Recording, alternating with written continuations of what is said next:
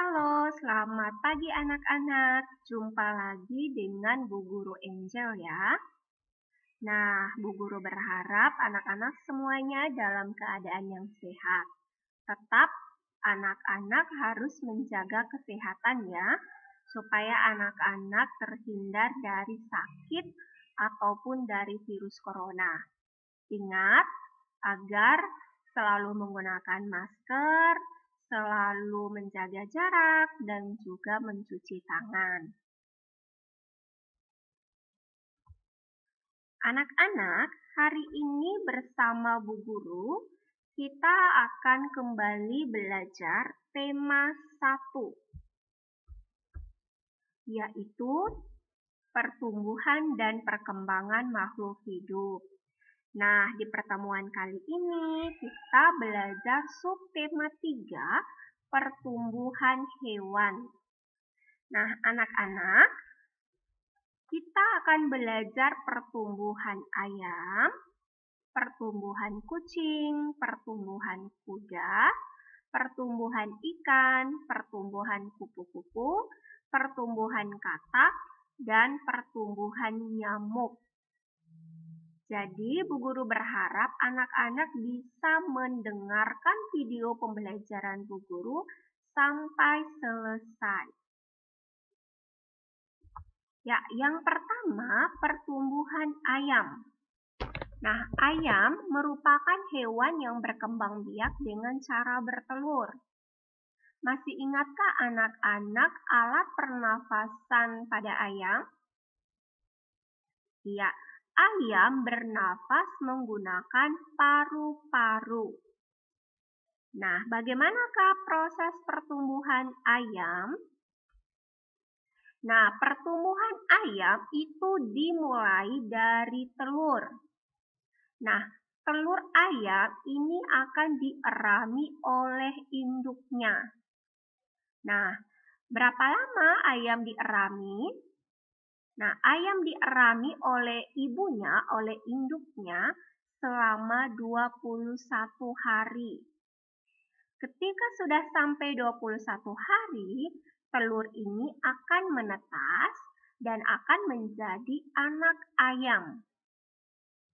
Lalu anak ayam ini diberikan makanan, diberikan minuman, dirawat dengan sebaik-baiknya, maka dia akan bertumbuh menjadi ayam dewasa. Oke, bisa diingat ini? Jadi, pertumbuhan ayam itu adalah dimulai dari telur, menjadi anak ayam, dan menjadi ayam. Bisa diingat ini? Oke, kita lanjut. Yang kedua, pertumbuhan kucing. Nah, anak-anak lihat, ini kucing, ini anak-anaknya ya, ini induknya. Nah, kucing ini disebut juga dengan hewan mamalia atau hewan menyusui. Kenapa?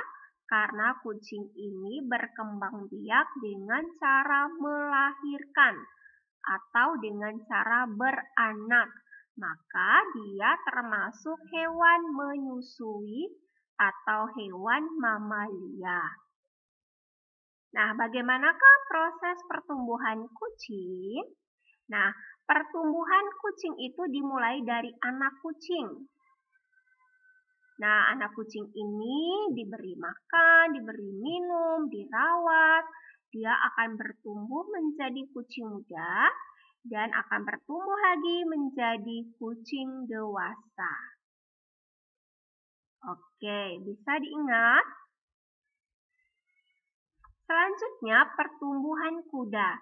Nah, kuda ini juga termasuk hewan mamalia atau hewan menyusui. Mengapa? Karena kuda berkembang biak dengan cara beranak. Ketika dia melahirkan anaknya, maka di tubuh kuda ini akan terdapat kelenjar air susu. Nah, kelenjar air susu itulah yang digunakan untuk menyusui anaknya. Jadi, proses pertumbuhan kuda itu dimulai dari anak kuda, lalu menjadi kuda remaja, lalu menjadi kuda dewasa. Berikutnya, pertumbuhan ikan. Nah, ikan berkembang biak dengan cara bertelur. Ikan bernafas dengan insang. Nah, bagaimanakah proses pertumbuhan ikan? Iya. Nah, ikan itu mulai dari telur. Nah, telur ini dia akan berubah menjadi larva. Ini dia gambarnya larva. Lalu dia akan menjadi ikan kecil. Nah, ikan kecil ini akan bertumbuh lagi menjadi ikan dewasa. Nah, anak-anak perlu tahu bahwa ikan itu biasanya sekali dia bertelur, itu telurnya bisa sampai ribuan. Ya, sekali ikan bertelur, dia akan menghasilkan ribuan telur. Nah, oke ya, diingat ya. Jadi, pertumbuhan ikan itu dimulai dari telur, menjadi larva, menjadi ikan kecil, dan menjadi ikan dewasa. Nah, anak-anak masih ingat nggak bagaimana ikan ini bisa bergerak? Bagaimana caranya sehingga dia bisa bergerak? Ya, ikan ini dia dapat bergerak karena menggunakan sirip dan ekor. Berikutnya, daur hidup kupu-kupu atau pertumbuhan kupu-kupu, atau disebut juga dengan metamorfosis kupu-kupu. Nah, anak-anak, kupu-kupu itu termasuk jenis hewan serangga. Karena dia jenis hewan serangga, makanya bernafas dengan trakea. Jadi semua hewan jenis serangga itu bernafas dengan trakea. Kupu-kupu berkembang biak dengan cara bertelur. Nah, bagaimanakah daur hidup kupu-kupu atau pertumbuhan kupu-kupu? Atau disebut juga dengan metamorfosis kupu-kupu. Nah, anak-anak lihat di sini dimulai dari telur. Nah, telur ini dia akan berubah menjadi ulat. Nah, ulat ini dia akan memakan dedaunan. Ketika tubuhnya sudah mulai membesar, ulat ini akan mencari tempat untuk berdiam diri dan membentuk kepompong. Nah, setelah jadi kepompong, nanti pembungkusnya ini, pembungkus kepompongnya ini akan terlepas, maka jadilah kupu-kupu. Nah, anak-anak lihat ya perbedaannya ya. Ini telur berubah ulat, berubah kepompong kupu-kupu. Jadi dia itu berbeda ya, berbeda. Tidak sama seperti kuda. Kalau kuda kan dari anak kuda menjadi kuda remaja, menjadi kuda dewasa. Sedangkan kupu-kupu ini daur hidupnya itu berubah-ubah. Jadi dari telur dia berubah menjadi ulat, dari ulat berubah menjadi kepompong, dari kepompong menjadi kupu-kupu. Maka sering disebut sebagai metamorfosis sempurna. Ya, mengapa? Karena proses pertumbuhannya itu berubah-ubah. Tidak sama. Oke. Berikutnya, daur hidup nyamuk. Nah, nyamuk ini makanannya adalah cairan nektar pada bunga. Anak-anak pernah digigit nyamuk? Iya, Bu Guru juga pernah digigit nyamuk. Nah, darah yang diisap oleh nyamuk itu bukanlah makanannya nyamuk. Jadi darah itu semacam jajannya. Kalau kita sih bilangnya seperti jajanan. Jadi darah manusia itu seperti jajan untuk nyamuk. Sedangkan makanan utama nyamuk itu adalah cairan nektar pada bunga.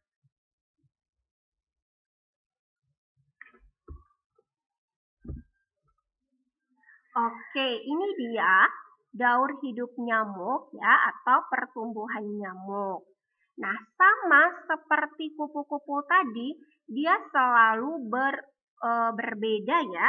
Dari telur dia berubah menjadi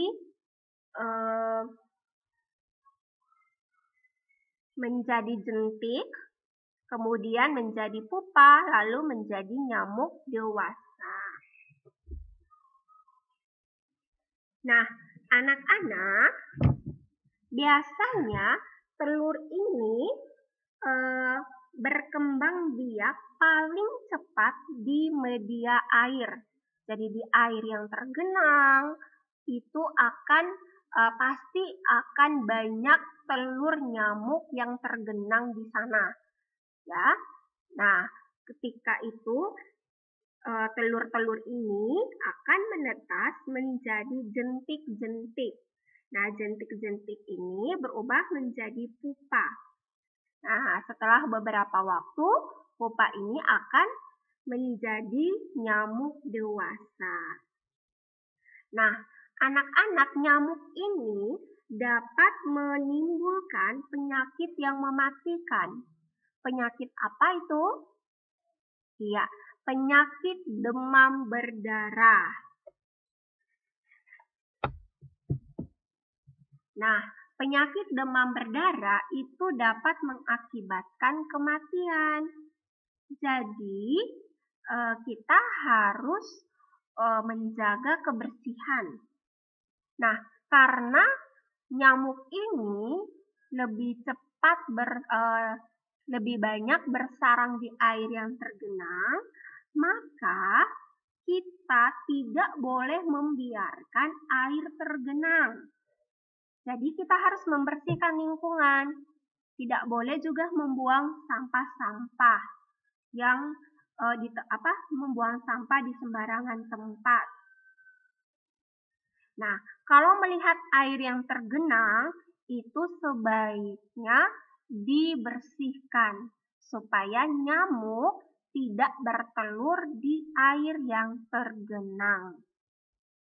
Oke, jadi anak-anak harus bisa menjaga kebersihan di rumahnya anak-anak. Oke, jangan biarkan nyamuk itu bersarang di rumahnya anak-anak. Mengapa? Karena nyamuk itu dapat menyebarkan kuman-kuman yang pada akhirnya itu menimbulkan penyakit demam berdarah. Bisa dimengerti ini? Oke, nah selanjutnya kita belajar tentang daur hidup katak. Nah, anak-anak, katak itu bergerak dengan cara merayap. Nah, katak disebut juga hewan amfibi karena dapat hidup di dua alam, yaitu di darat dan di air. Jadi kalau ditanya mengapa katak disebut hewan amfibi? Karena katak hidup di dua alam, yaitu di darat dan di air. Oke, nah sekarang anak-anak, ini adalah daur hidup katak-katak. Daur hidup katak. Jadi dimulai dari telur. Ya, dimulai dari telur, lalu akan berubah menjadi berudu. Nah, berudu ketika dia menjadi berudu, dia hidupnya di air dan bernafas dengan insang. Lalu, dia akan berubah menjadi katak muda. Nah, katak muda lalu menjadi katak dewasa. Nah, katak muda dan katak dewasa ini mereka sudah bisa hidup di air juga bisa, di darat juga bisa. Oke. Nah, katak ini disebut juga metamorfosis sempurna. Kenapa? Karena proses pertumbuhannya ini selalu berubah-ubah. Dari telur dia ke berudu atau ke cebong, lalu menjadi katak muda dan katak dewasa. Jadi anak-anak, ada 3 hewan yang disebut sebagai metamorfosis sempurna. Metamorfosis sempurna artinya proses pertumbuhannya itu selalu berubah-ubah. Contoh, kupu-kupu. Dari telur, dia berubah menjadi ulat, berubah menjadi kepompong, dan menjadi kupu-kupu. Lalu nyamuk. Nyamuk ini dari telur akan menjadi jentik-jentik air, berubah menjadi pupa, dan menjadi nyamuk dewasa. Dan kalau katak, dari telur akan bertumbuh menjadi berudu atau kecebong, bertumbuh lagi menjadi katak muda dan katak dewasa. Jadi ketiga jenis hewan ini disebut juga dengan metamorfosis sempurna. Oke, nah sekarang anak-anak mengerjakan latihan. Oke, gambarkan daur hidup kupu-kupu. Lihat buku halaman 125, buku tema 1. Halaman 125, gambarkan di buku gambar. Ya. Jadi anak-anak buka buku halaman 125, di sana ada gambar daur hidup kupu-kupu. Anak-anak mengikuti gambar itu, lalu diwarnain gambarnya. Nah, setelah diwarnai gambarnya, lalu tuliskan daur hidup kupu-kupu. Ya, daur hidup artinya pertumbuhan kupu-kupu. Berarti anak-anak bisa menulis seperti ini. Proses daur hidup kupu-kupu dimulai dari telur. Telur akan berubah menjadi ulat. Ketika menjadi ulat, akan memakan begitu banyak dedaunan. Setelah itu akan menjadi kepompong. Nah, kepompong akan berubah menjadi kupu-kupu. Nah, itu sesuai kata-katanya Bu Guru. Anak-anak bisa menuliskan daur hidup kupu-kupu dengan kata-kata kalimat anak-anak sendiri yang mudah untuk dimengerti. Oke? Nah, selanjutnya anak-anak mengerjakan ini. Ini dikerjakan di buku tulis. Nomor 2. Mengapa katak disebut hewan amfibi? Ditulis dengan soal. Ya, ditulis dengan soal, ditulis pertanyaannya, baru dijawab. Tugas yang ini dikerjakan di buku tulis. Nomor 2, mengapa katak disebut hewan amfibi? Nomor 3, apa makanannya nyamuk? Nomor 4, bagaimana cara mencegah perkembangbiakan nyamuk? Ingat, nyamuk itu lebih banyak, lebih mudah berkembang biak di air yang tergenang. Nah, bagaimana caranya agar nyamuk itu tidak berkembang biak? Oke? Oke. Oke anak-anak, demikian pembelajaran kita hari ini. Bu Guru harap anak-anak bisa mengerjakan setiap latihan yang Bu Guru berikan dengan benar. Oke, terima kasih anak-anak. Sampai jumpa.